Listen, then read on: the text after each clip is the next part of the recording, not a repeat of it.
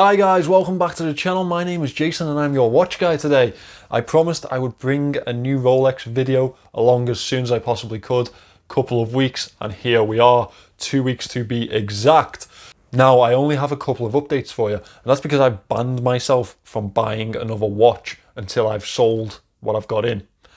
And I know that's not really the premise of this series, but I want to get the entire budget into one watch so we can really see where we're at, and it'll be a quicker flip, quicker process, hopefully.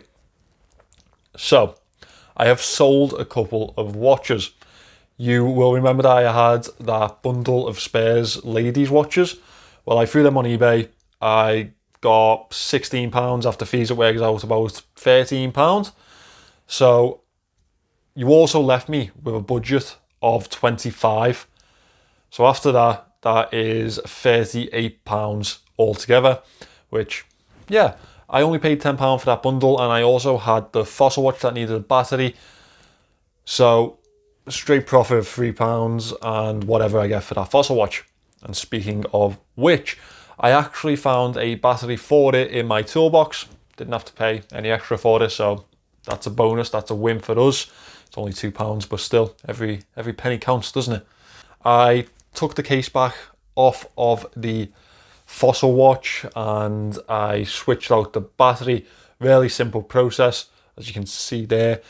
All you really need to do is flick the back off, flick the little plastic piece out from where it's covering the whole module, flick the old battery out, there's a little tab, slot the new one in, turn it around and check that you've actually fitted it properly and it's taken away, and then press the case back on.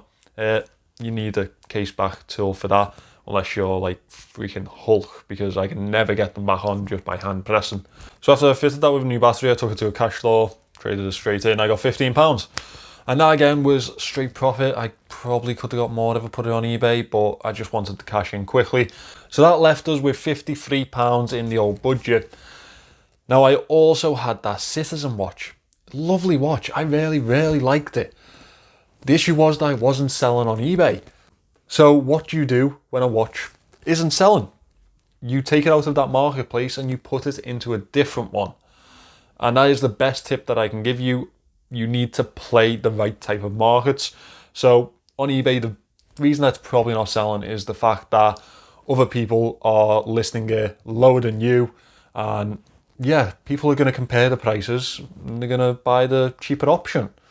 Or people can't find it and they can't find that watch, they're not going to buy it. And eBay is a very crowded marketplace. So I took it from eBay and I listed it onto Facebook Marketplace. Now the reason that it was better for me to sell it on Facebook Marketplace is that there's no real comparison. So I understand in terms of like technology and things like that, when you're buying a, say, PlayStation on Facebook Marketplace, you can compare two prices. There's often a lot listed and you're just going to pick the cheapest one or the best deal for you, closest one, whatever.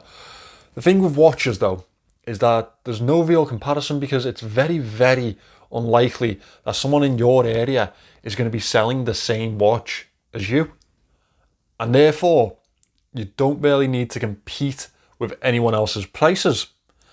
So I listed it on Facebook Marketplace for £80. Now £80 was only about £30 profit, I think, but I know that leave it on there for a couple of days, maybe a week, there's going to be a few offers. I'm just going to take whatever I can in profit.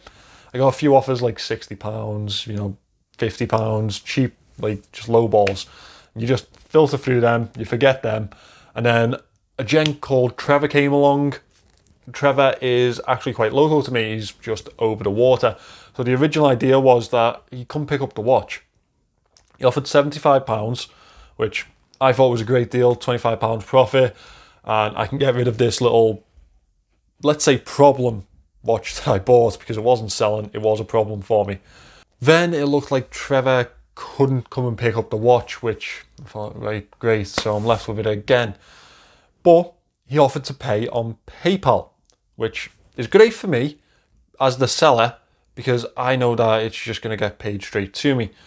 Now, this is where my little piece of advice comes in, because it's not really an issue that I've come across. It's not something that's affected my buying and selling. I'm actually quite smart when it comes to doing things like this, because I know that you can get stung. Trevor, however, unfortunately, was not that smart. Now, luckily enough for Trevor, I'm not one of those people. I could very simply, at this point, pull the listing, and I'm not going to do this. I'm not going to do any of this because I'm not an arsehole. The thing is that some people are.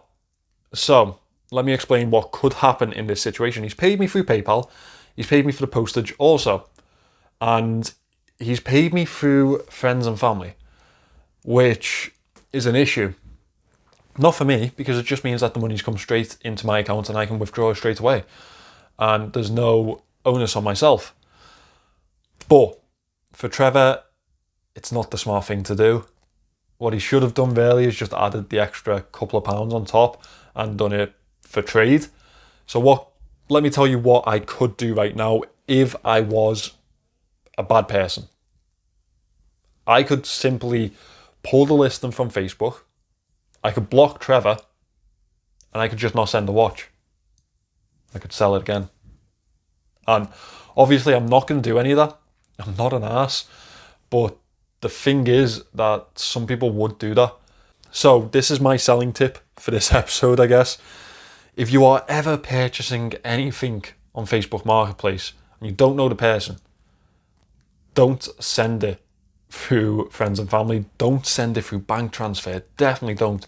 You will not get your money back. Now, I've paid people before using a bank transfer, but the only time I've ever done that is when I've had references from other people that have also paid that person in the same way and received the product. So, and even that's risky, because maybe I'm just that guy that they decide, yeah, this is the one, I'm not sending it. And I can't do anything then. But Facebook Marketplace, Spock, Gumtree, any of those areas, just protect yourself as much as you possibly can. Use the services that PayPal provide and send it through the correct means, goods and services.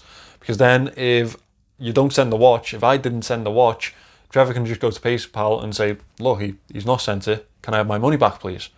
And they'll process that as a claim, and I won't get the money. It'll be taken out of my account. Trevor will get it back, and lesson learned. But obviously, I understand that a lot of people are. You think that technology now is old and PayPal is pretty old, and like everyone knows how to use it, right? People don't. Like, people are still getting scammed this way. People are still losing money this way. So please, when you're buying something online, protect yourself, especially this time of year. The last thing that you want is to be going into the Christmas period and having lost £100, £200. It could be more, it could be thousands. It really could, especially if you're buying a luxury watch. So protect yourself, ask the right questions, send it through the right means.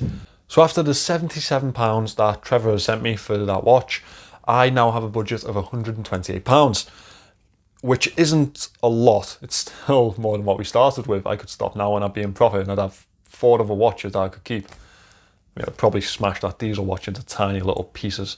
Tiny wearable little pieces. So I still have the diesel watch to sell. I've fitted all the batteries. It's gone on eBay. I may move it over to Facebook if it doesn't sell. There's that option always. I might list it on Spock later tonight to see if I can get a sale there. I also have the Hamilton car key still with us, which is one of the bigger hitters, and the Orient, which again is one of the bigger hitters, and one that I've actually kind of forgotten about and haven't listed anywhere, the little harness that I bought. So I need to get rid of that one too. So we are leaving this episode, this update, with the budget of £128 and 4 more watches to sell. Now my aim in the next 2 weeks is to get those watches sold and make a little bit of a profit and see where we're at.